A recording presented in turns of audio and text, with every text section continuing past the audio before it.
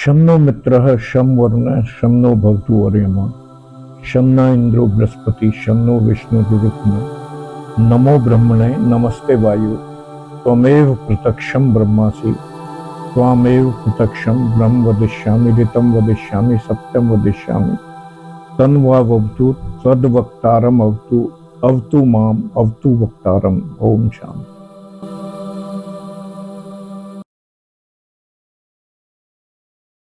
कि महर्षि दयानंद जी ने इस बारे में क्या बताया है, तो ये एक ऐसा महर्षि दयानंद का ऐसा हमारे सामने ज्वलंत उदाहरण है। यदि आप महापुरुषों के विचार उनके बारे में पूछेंगे, देखेंगे, पढ़ेंगे तो आंखें खुलती हैं। भारतीय नहीं, विदेशी भी, बड़े बड़े जो विदेशी हुए, मैक्स मूलर वगैरह, ग्रिफिथ और बड़े बड़े आदमी हुए, उन्होंने उनके उस स्थान ऊंचा स्थान दिया है जहां बिल्कुल जो सबसे ऊंचा स्थान धार्मिक किसी व्यक्ति को होता है। ऐसे ऐसे उदाहरण उनके बारे में मौजूद हैं, क्योंकि जो लोग मूर्ति पूजा में विश्वास रखते हैं वो खंडन करते थे, तो उनकी जान के दुश्मन बने हुए थे। वो महर्षि दयानंद जहां जाते थे वो कहते थे कि एक दिन 2-3 दिन पहले वहां इश्तिहार लगवा देते थे कि आज हम इस विषय के खंडन पे बोलेंगे। तो एक बार लाहौर में जाके उन्होंने कहा कि बाइबल का खंडन करेंगे। तो वहां जो कमिश्नर था, अंग्रेज कमिश्नर होते थे, उसे बताया और सोचने लगे, अब पकड़े गए कि कैसे ये अंग्रेज इसको निकालते हैं। तो कमिश्नर ने कहा मैं भी जाके सुनूंगा। कमिश्नर भी जा बैठे। तो उन्होंने जो बाइबल की बखिया उधेड़ी, कमिश्नर आद में जाके बाद में उसकी समाप्ति के बाद गए महर्षि जी के पास और उनको हाथ जोड़ के उनसे अनुरोध किया कि जी हमें तो ये पता ही नहीं था, आपने तो हमारी आंखें खोल दी हैं। तो ऐसे ऋषि थे, उनका इतना उपकार है हमारे ऊपर जिसकी कोई हद नहीं। तो उस विषय पे हम कहते हैं कि उन्होंने क्या लिखा है। महर्षि दयानंद लिखा, तत्र शुद्ध एकांते अभिष्टे देशे शुद्ध मानसे समाहितो भूत्वा सर्वाणि इंद्रियाणि मनश्चेग्राकृते सच्चिदानंद स्वरूपम अनियोज्य चैतस्य अंतर्यामिनम न्यायकारिणम परमात्मम संचिन्त्य तत्रागत्य नियोज्य च तस्यैव स्तुति प्रार्थना अनुष्ठाने सम्यक् कृत्वो उपासना ईश्वरे पुनः पुनः स्वात्मानम संलगेत। तो ये कहा कि भाई वही शुद्ध एकांत देश में बैठ के मन को शुद्ध करके और सब इंद्रियों को इकट्ठा करके मन को एकाग्र करके सच्चिदानंद स्वरूप जो ईश्वर है, जो न्यायकारी है, जो सच्चिदानंद है, जो सबका भला करने वाला है, जो सबका उपास्य है, जो सर्वशक्तिमान है, जो अनादि है, जो अजन्मा है, जिसका कोई शरीर नहीं है, तो ऐसे ईश्वर को जो निराकार है उसका ध्यान करके तो स्तुति और प्रार्थना उपासना करें और सम्यक उपासना तत्व बार बार करें। जैसे नदी में गोता लगाते हैं निकलते हैं, गोता लगाते हैं निकलते हैं, तो उन्होंने ये बताया कि इस प्रकार मन में शांत बैठ के और उसमें ईश्वर में, जैसे समझो कि ईश्वर समुद्र रूपी है, जहां हम बैठे हैं सब जगह ईश्वर ही है।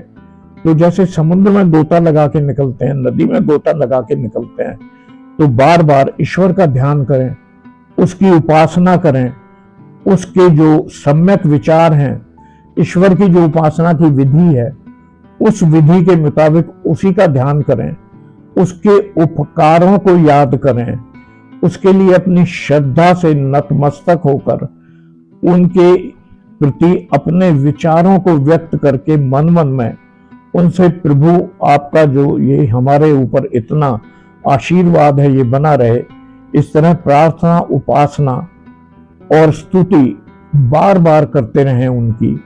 तो इस तरह से करने से ये भी उन्होंने यही बताया।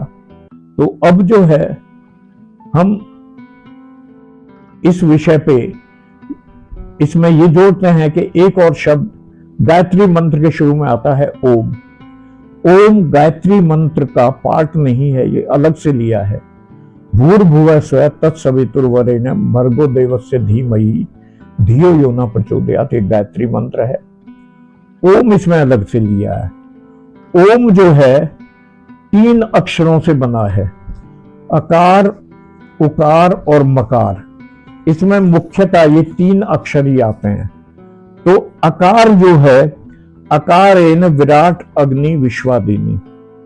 अकार में जो है विराट, विराट कहते हैं विविधम चराचरम जगत राजयते प्रकाश्यते स विराट सर्व आत्मेश्वर है, जो सारे जगत को प्रकाशित कर रहा है, सारे जगत में विद्वान है, उस ईश्वर का नाम विराट है।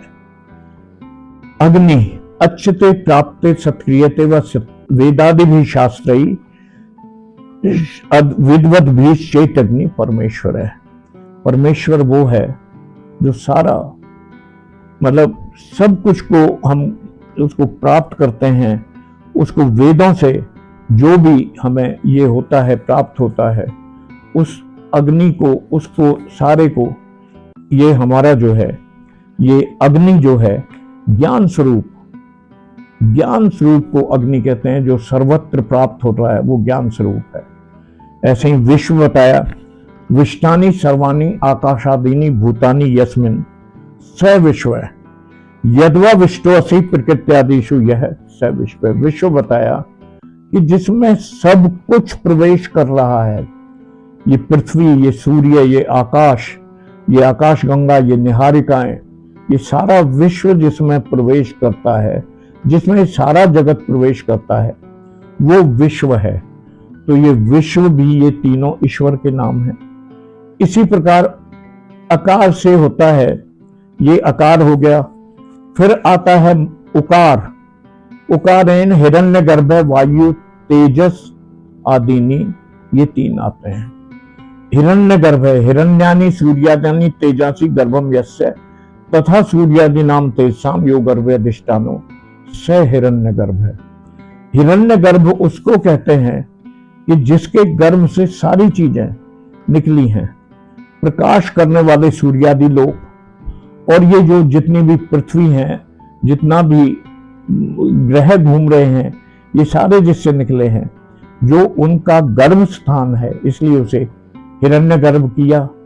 इसी तरह नेक्स्ट आता है वायु, यो वाति जानाति धारयन्ति अत्यंत बलत्वात् सर्वम जगत स वायु। वायु उसको कहा जो सारे जगत को इसको धारण कर रहा है, इसे वायु धारण करता है। वायु इतनी शक्तिशाली है कि वायु जो है इतना बल वाला है कि ये अपने आकर्षण से इसको रोके हुए, सारी पृथ्वी को और आकाश को और तारों को और इनको सारों को ये वायु से रुके हुए हैं। और तेजस सूर्यादि नाम प्रकाशत्वात् स्वयं प्रकाशत्वात् तेजस ईश्वर है। जो सूर्य आदि प्रकाश के लोक हैं, इनको जो इन सब का प्रकाशक है और जो प्रकाश रूप है, प्रकाश रूप है तभी सबसे यहां प्रकाश होता है, तो इसलिए इसको ईश्वर नाम दिया है, इसको तेजस कहा है। ऐसे ही मकारेन से जो आते हैं, मकारेन से ईश्वर आदित्य प्रज्ञादानी नामानी बोध्यानी, ये 3 नाम तो मुख्य है, बाकी और कई नाम हैं। ईश्वर का बताया, इष्टे असौ सर्वशक्तिमान न्यायकारी ईश्वर है, जो न्याय करता है। न्याय कैसे होता है कि मैंने 1 लाख की डकैती डाली, 2 लाख दान में दे दिया, 1 लाख की डकैती नहीं कटेगी, वो अन्याय हो जाएगा उनके साथ जिनके यहाँ डकैती डाली है, उसका मुझे अलग से फल मिलेगा। 2 लाख जो मैंने दान किए हैं उसका अलग से मिलेगा। तो इसलिए ईश्वर को न्यायकारी किया है। अविनाशीत्वाद आदित्य परमात्मा, परमात्मा जो है अविनाशी, जिसका कभी विनाश नहीं होता, नाश रहित है, वो परमात्मा है। और इसी प्रकार प्राज्ञ, प्रजानाति सकलम जगताति प्रज्ञ प्रज्ञ एव प्राज्ञश्च परमात्मेति, कि जो सब कुछ जानता है, जो ज्ञान स्वरूप है, सर्वज्ञ है, सब कुछ जानता है, उसे कोई बात छुपी नहीं हुई है, सारी बातें उसी से पैदा हुई हैं। तो ये जो है, ये इसे बताने का मतलब ये है, जब हम उपासना करते हैं तो ये जो तीनों अकार उकार मकार ईश्वर के 3 प्रकार से नाम आए हैं। तो जब हम उपासना में बैठे तो इन्हें हम निरंतर सोच विचार करते रहें, ये सोचते रहें कि विराट है, कितना विराट है, सब कुछ उसी से प्रकाशित हो रहा है। उपासना में बैठे ये सोचें कि ईश्वर है जिससे प्रकाश हो रहा है सब कुछ। अग्नि है, हमें जो भी ज्ञान प्राप्त हो रहा है वो वेदों का ज्ञान है, किसी भी चीज का ज्ञान है, ये अग्नि से प्राप्त होता है, ये हमें ज्ञान प्राप्त होता है। फिर हम देखें विश्व, विश्व भी नाम आकार से ईश्वर का नाम बताया है। विश्व जिसमें सारा जगत जिसमें समाहित होता जा रहा है, विश्व वो है जिसमें सब कुछ समाहित होता जा रहा है। कोई चीज ऐसी नहीं है जो विश्व से बाहर हो, सब कुछ विश्व में समाहित होती है। ऐसे ही हिरण्यगर्भ, हिरण्यगर्भ में जैसे बच्चा मां के गर्भ से पैदा होता है, इसी प्रकार सब चीजें गर्भ से उत्पन्न हुई है, हिरण्यगर्भ से उत्पन्न हुई है। सूरज, पृथ्वी, चांद, तारे, ये सब हिरण्यगर्भ से उत्पन्न हुई है। और इसी तरह जैसे अभी बताया था, हिरण्यगर्भ है, ईश्वर है, वायु है, आदित्य है, प्राज्ञ है। इन चीजों को हम अपने संध्या में जब बैठते हैं, उपासना में जब बैठते हैं, तो ये सोचें, हम शुरू में जब हमें इतना ज्ञान नहीं होता तो हम भी कृष्ण की मूर्ति, राम की मूर्ति, वो उस पे चित्त एकाग्र करके सोचते थे। तो ऐसा कुछ नहीं कर रहे। ईश्वर ये चीजें हैं जो उन्होंने शास्त्रों में जो बताया है। तो ईश्वर के लिए ये बहुत जरूरी है कि हम इस उपासना में बैठे हुए ईश्वर के इन सब रूपों का ध्यान करते हुए उसकी उपासना करते रहें और उस ईश्वर के लिए नतमस्तक रहें और संध्या और उपासना जरूर करें। और ये जो विधि शास्त्रों में बताई है इसके मुताबिक करें। जो ढोंगी आते हैं, कोई यार है जी ये कर दो, यहाँ इसको 21 दिन पानी दो, 21 दिन व्रत रखो, इनसे कुछ नहीं होता। तो जो विधि है इस प्रकार विधि से करें।